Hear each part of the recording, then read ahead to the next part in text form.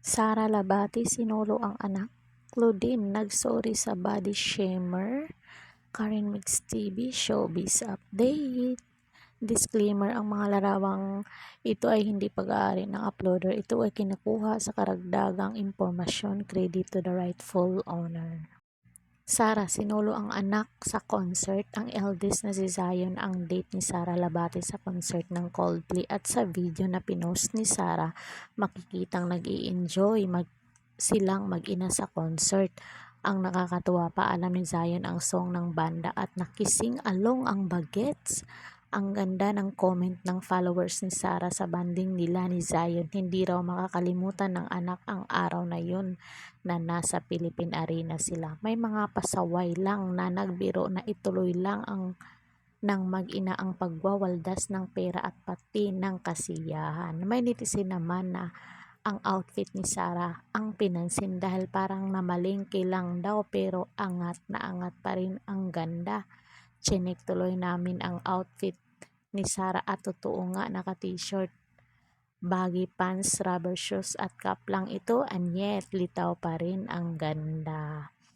Ang caption ni Sara sa photos nila ni Zion ay, "What a blessing to share this moment with you, my love." May sinabi pa siyang, "Will do anything for you," and Kai, "Will do anything to see you both smile. Hear you both sing the love I have for you both."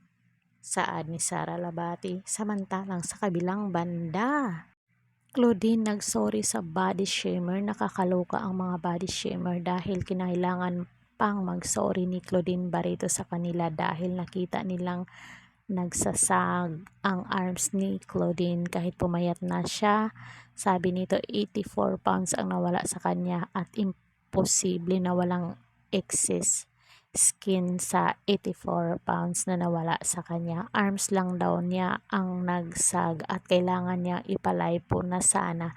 Klaro raw sa lahat, lalo na ang mga body shamer. Sana natauhan ang mga body shamer sa binanggit ni Claudine na pasensya na po, di ako perfect. Thank you for not being judgmental.